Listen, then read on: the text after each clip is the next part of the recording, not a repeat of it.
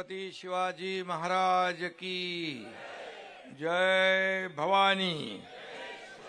भीमाशंकराच्या चरणी नतमस्तक होतो। सिद्धेश्वराला, खंडोबाला, यमाई देवीला वंदन। संत श्रेष्ठ ज्ञानेश्वर महाराजांच्या चरणी नमस्कार। क्रांतिकारक हुतात्मा राजगुरू आणि थोर स्वातंत्र्य सैनिक शिवराम हरी राजगुरू यांचेही मी स्मरण करतो। आणि आजच्या या खेड राजगुरू जिल्हा परिषद आणि पंचायत समितीच्या निवडणुकीच्या प्रचार सभेला मंचावर उपस्थित आमदार शरद सोनावणे, सचिव राम रेपाळे, विकास रेपाळे, इरफानभाई सय्यद, भगवान पोखरकर, अतुल देशमुख, नितीन गोरे, मंगेश गुंडाळ, धनंजय पठारे, मनीषाताई गोरे नगराध्यक्षा, मंगेश गुंडाळ नगराध्यक्ष, प्रकाश वाडेकर उपजिल्हा प्रमुख, निलेश पवार आणि कोण राहिले काय नावं जेवढी दिली ती वाचली। सर्व भरपूर लोक आहेत।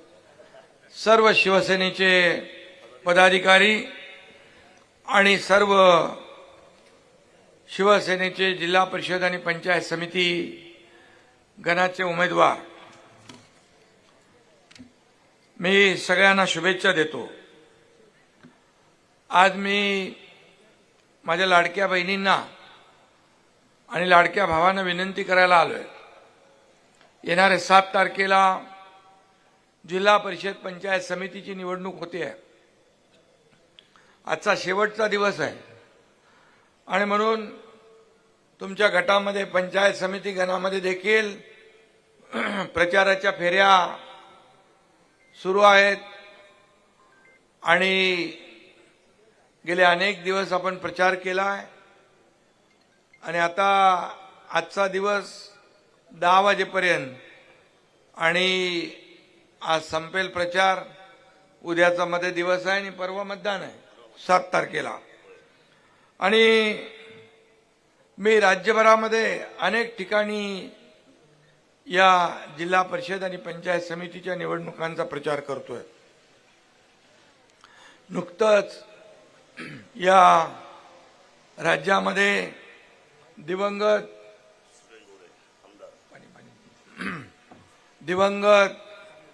आपले उपमुख्यमंत्री अजितदादांचं दुःखद निधन झालं। दुःखाचं सावट आहे।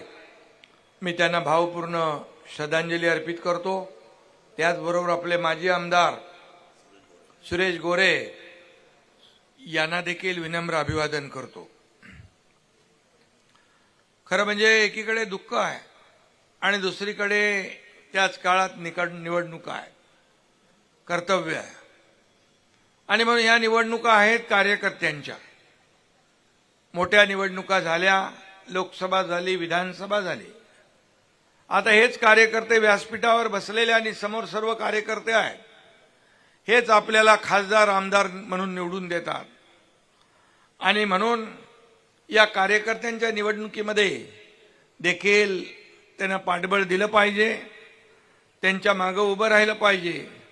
यासाठी मी स्वतः आपल्याला विनंती करायला आलोय।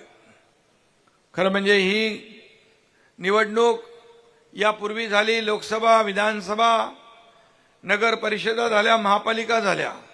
यामध्ये देखील आपण शिवसेनेला भरघोस असं यश दिलं आणि शिवसेनेच्या पाठीशी खंबीरपणे आपण उभा राहिलात। आणि या निवडणुका देखील जिल्हा परिषद आणि नगरपंचायती या ग्रामीण भागाच्या विकासासाठी महत्वाच्या आहेत। मी मुख्यमंत्री असताना 2.5 वर्ष पायाला भिंगरी लावून या महाराष्ट्रामध्ये फिरलो। या महाराष्ट्राला पुढे नेण्याचं काम आम्ही केलं। एक टीम बनून आम्ही काम केलं आणि या महाराष्ट्रामध्ये लोकाभिमुख कल्याणकारी योजना देखील आणल्या, विकासाला चालना दिली, थांबलेला विकास पुढे नेला।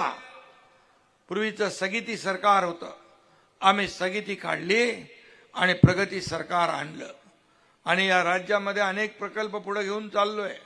सिंचनाचे असतील, रस्त्याचे असतील, शेतकऱ्यांचे असतील आणि त्याचबरोबर लोकाभिमुख कल्याणकारी योजना राबवल्या. त्याच्यामध्ये मुख्यमंत्री माझी लाडकी बहीण योजना, लेक लाडकी लखपती योजना, एसटी मध्ये 50% सवलत देण्याचा निर्णय असेल, मुलींना उच्च शिक्षण मोफत देण्याचा निर्णय असेल, आपल्या नावासमोर पहिल्यांदा आईचं नाव लिहिण्याचा निर्णय देखील आपल्या सरकारने घेतला. या माझ्या लाडक्या बहिणींना आम्हाला आत्मनिर्भर करायचं आहे, स्वतःच्या पायावर उभं करायचं आहे आणि म्हणून त्याचबरोबर शेतकरी सन्मान योजना केली. 6,000 रुपये वर्षाला आपण देऊ लागलो, केंद्राचे 6, राज्याचे 6. पीक विमा योजना केली, झालेल्या नुकसान भरपाईतले सगळे अटी शर्ती बाजूला केल्या. अतिवृष्टी अवकाळीमुळे जे नियम निकष बाजूला केले, एनडीआरएफच्या दुप्पट पैसे देऊ लागलो. 2 हेक्टरचं लिमिट होतं, 3 हेक्टर केलं. सततच्या पावसामुळे होणारं नुकसान मिळत नव्हतं, ते आपण देऊ लागलो. शेतकऱ्यांच्या मागे उभे राहिलो. या राज्याच्या तिजोरीवर पहिला अधिकार कुणाचा असेल? त्या माझ्या शेतकऱ्यांचा आहे, माझ्या कष्टकऱ्यांचा आहे, माझ्या बळीराजाचा आहे, लाडक्या बहिणींचा आहे. आणि म्हणून या लोकाभिमुख कल्याणकारी योजनांमध्ये सगळ्यात माझी आवडती योजना कुठली असेल तर मुख्यमंत्री माझी लाडकी बहीण योजना. त्यावेळी देखील अनेक लोकांनी विरोध केला, कोणी कोर्टात गेलं, म्हणाले चुनावी जुमला आहे, ही खोटी घोषणा आहे, हे फसवी घोषणा आहे, निवडणुका गेल्या की काय मिळणार नाही. परंतु शब्द देणारा हा एकनाथ शिंदे तुमचा भाऊ मुख्यमंत्री होता आणि म्हणून किती अडथळे आले तरी आम्ही पार करून आम्ही टीम म्हणून निर्णय घेतले. मला सांगायला या ठिकाणी अभिमान वाटतो, दरवर्षी 40 ते 45 हजार कोटी रुपये मुख्यमंत्री माझी लाडकी बहीण योजनेमध्ये खर्च होतात. आता काही लोक म्हणायला लागले या लाडकी बहीण योजनेमुळे बजेट कोलमडले. अरे बजेट कोलमडले, पण जर तुम्ही सर्वे केला या माझ्या लाडक्या बहिणीने छोटा मोठा व्यवसाय केलाय, हेच पैसे अर्थव्यवस्थेत आलेत, हेच पैसे अर्थव्यवस्थेला चालना देत आहेत. बचत गट एकत्र झाले, महिला एकत्र आल्या, काही लोकांनी छोटा व्यवसाय मोठा केला, काही लोकांनी छोटा व्यवसाय सुरू केला. याचा अभिमान आम्हाला आहे. स्वतःच्या पायावर उभं करण्याचं काम आम्ही केलं. स्वतःच्या सहीने पैसे काढण्याचा अधिकार आमच्या लाडक्या बहिणींना आम्ही दिला, याचा अभिमान आम्हाला आहे. त्यामुळे लाडक्या बहिणींचं घरात वजन वाढलं, आदर सन्मान वाढला, समाजामध्ये आदर सन्मान वाढला आणि म्हणून आता पैसे हात पसरण्याची वेळ त्यांच्यावर आता येणार नाही. स्वतःच्या पैसे स्वतःच्या हाताने स्वतःच्या सहीने काढण्याचा निर्णय आम्ही दिला. आणि म्हणून काही माझ्या लाडक्या बहिणींनी आपल्या कुटुंबातलं मुलांचं शिक्षण असेल, औषध पाणी असेल, उपचार असेल, याला देखील पैसे केले. काही अतिशय गरीब कुटुंब आहे, अतिशय दुर्गम भागामध्ये राहतात, त्यांना पाहिल्यानंतर दुःख वाटतं, वेदना येतात. आणि काही लोक असे आहेत की फक्त त्यांचं पोट भात शेतीवर असतं. काही लोक दुर्गम भागात राहतात, घरामध्ये 2-3 लोकच आहेत, दुसरं कमवता काही नाही. म्हणाल कसं करता तुम्ही? भले काय भाताची शेती करतो आणि तुम्ही दिलेले 1,500 त्याचं तेल, मीठ, पाणी, मसाला आणतो आणि खातो. अशी देखील कुटुंब आहेत, अशी देखील गरीब कुटुंब आहेत. मग कशाला पाहिजे सरकार? मग सरकार म्हणून काय त्यांना जर आम्ही दिलं तर का तुमच्या पोटात दुखतंय? तुम्ही तर दिलं नाही, देण्याचा कधी प्रयत्न केला नाही. आम्ही देतोय त्या पोटात का जळमळ, का मळमळ?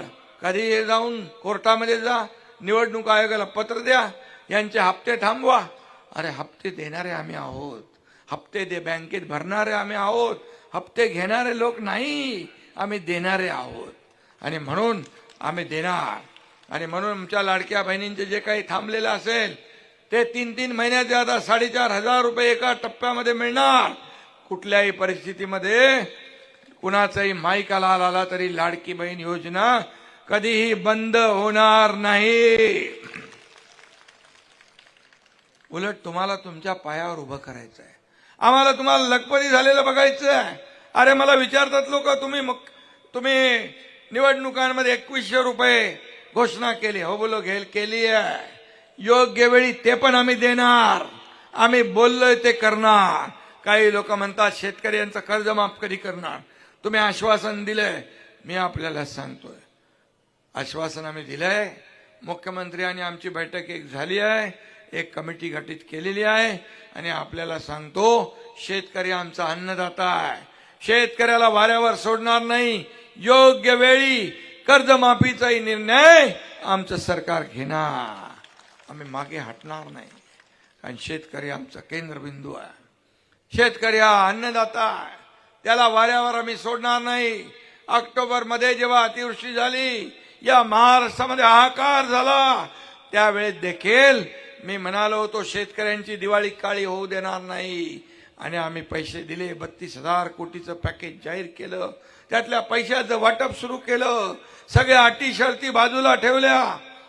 आणि हेच सरकार सर्वसामान्यांचं म्हणून काम करतंय. आणि म्हणून एका मुलीने आत्महत्या केली. मुलीने एका आत्महत्या केली. कशासाठी? तर शिक्षणासाठी. इंजिनिअरिंगचं शिक्षण घेत होती. 50% फी सरकार भरत होतं, 50% फी पालक भरत होते. तिला भीती वाटली, माझे वडील, माझा बाप हे फी भरू शकणार नाही आणि आत्महत्या करेल, म्हणून तिने स्वतः आत्महत्या केली. अतिशय दुर्दैवी घटना घडली. मनाला वेदना आणि चटका लावणारी घटना घडली. मी मुख्यमंत्री होतो त्यावेळेस 12:30 वाजता रात्री टीव्हीवर बातमी ऐकली. एका आठवड्याच्या आत कॅबिनेटला प्रस्ताव मागवला आणि 50% फी होती ती 100% फी मध्ये सवलत देण्याचा निर्णय आमच्या सरकारने घेतला. हे सरकार आहे, संवेदनशील सरकार.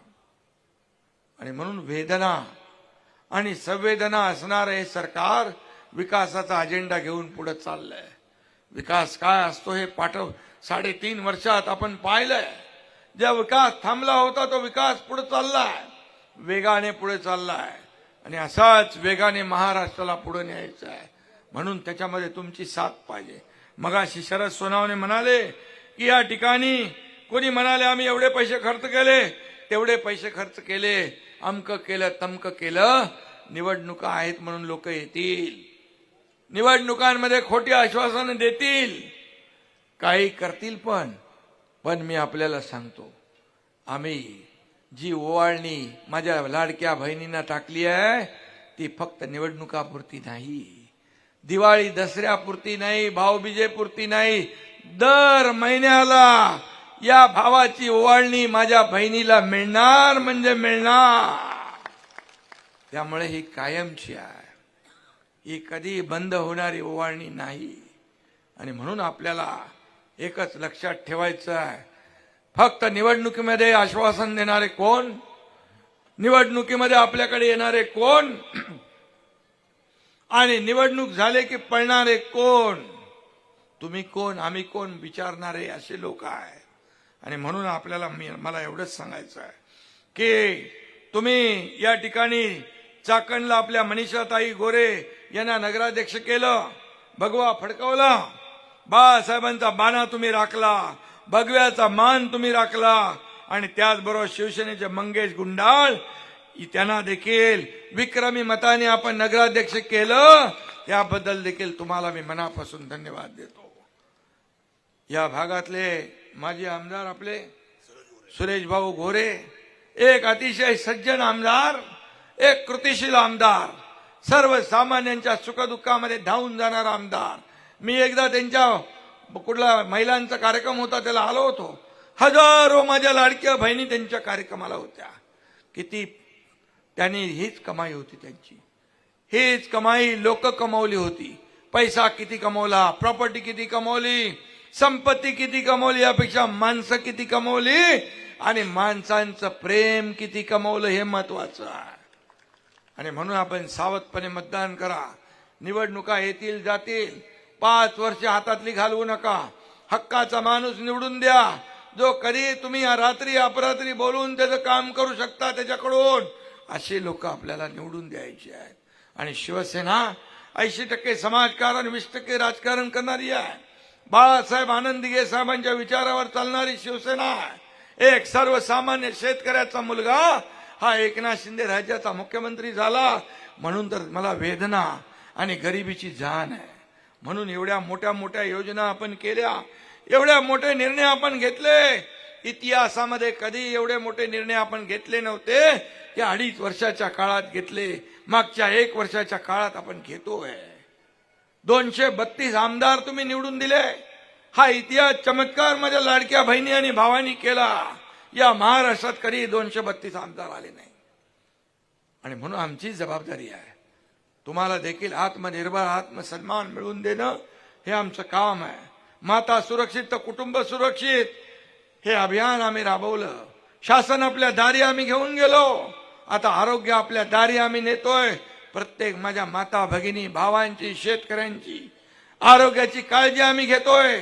मुख्यमंत्री मी असताना 1.5 लाखाचं महात्मा ज्योतिबा फुले विमा योजना 5 लाखावर घेऊन गेलो. 5 लाख रुपये त्याची मर्यादा वाढवली. हे आम्ही केलंय. आणि म्हणून आपल्याला बाकी मी काय सांगत नाही. खेड स्मारकासाठी 254 कोटीचा आराखडा बनवलाय. त्यापैकी 104 कोटी रुपये उपलब्ध करून दिले. भूसंपादनाचं काम आता सुरू झालेलं आहे.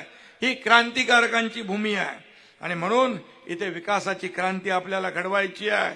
गेल्या 4 वर्षात आपण ते करतोय. आपल्या गावचा कोण आहे? डबल केसरी शिवराज द्राक्ष इकडे आहे का? महाराष्ट्र डबल केसरी शिवराज सामान्य कुटुंबातला आहे. आता इथं पण कोणाचं तरी नाव घेतलं नाही बाबा. कोण तो? युवराज लांडे. तो पण आपला महात्मा आपला मुख्यमंत्री सहायता निधीचं काम करतो ना. किती लोकांना मदत केली? 3,500 लोकांना मदत केली. असंच काम करत राहा बाबा आणि लोकांच्या सुखदुःखामध्ये धावून जा. तर खऱ्या अर्थाने लोकांचा रिझल्ट हे घ्या, आशीर्वाद घ्या.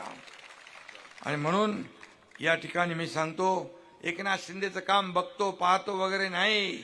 No reason on the spot decision. जागेवर खटका पाडून मोकळं व्हायचं. आणि मग एवढे मोठे मोठे निर्णय घेतले. याला देखील हिंमत लागते, धाडस लागतं आणि देण्याची दानत लागते. ती आम्ही दाखवली आहे. पीएमआरडीएने चाकण औद्योगिक क्षेत्रातील वाहतूक कोंडी इथला विषय आहे. वाहतूक कोंडी कमी करण्याचे 156 कोटींचे रस्ते आपण करतोय. रस्ते मोठे करतोय. खेड तालुक्याने घरकुल योजनेमध्ये आघाडी घेतली आहे. प्रधानमंत्री आवास योजना रमाई मधून गरिबांना घर देतोय. म्हाडामधून प्रधानमंत्री आवास योजनेअंतर्गत खेड आणि मुळशी तालुक्यात 13,000पेक्षा परवडणारी घरं आपण देतोय. पहिला हायटेक तालुका होण्याचा मान या ठिकाणी मिळाला आहे. हेलिकॉप्टर उडाणाची वेळ झालेली आहे, चिठ्ठी आलेली आहे. आणि म्हणून 162 ग्रामपंचायती पेपरलेस होता. 13 सेवा ऑनलाईन उपलब्ध केल्या. काही महापालिकाने जमलं नाही, त्या नगर परिषदेने केलंय. याचा अभिमान आहे आपल्याला. आणि म्हणून मी बाकी जास्ती काय बोलत नाही. एवढंच सांगतो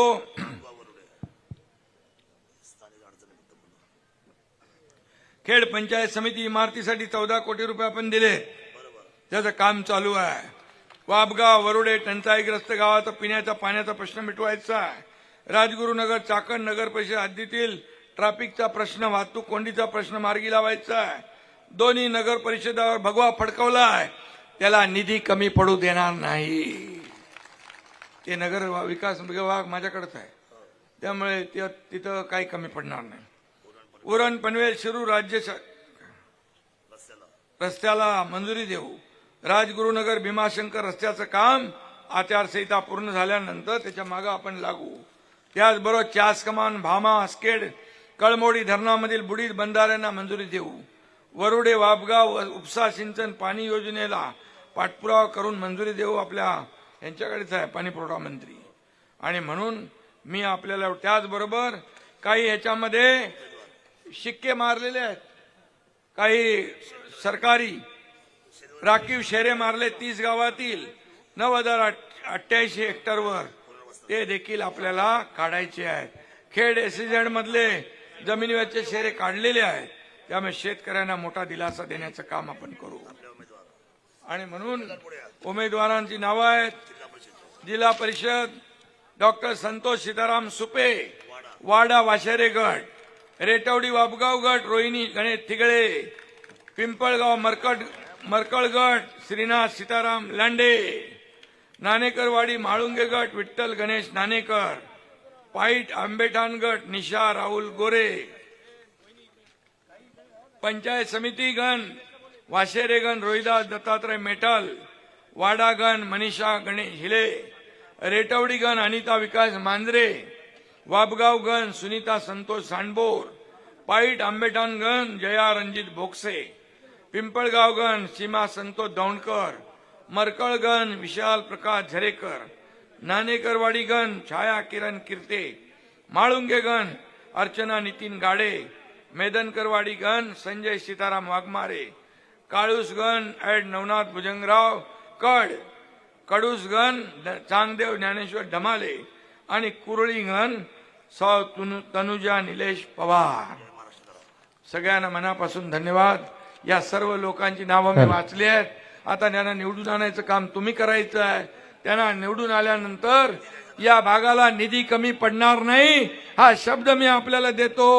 धन्यवाद. जय हिंद, जय महाराष्ट्र. या ठिकाणी मंचावरती प्रवेश होणार आहे.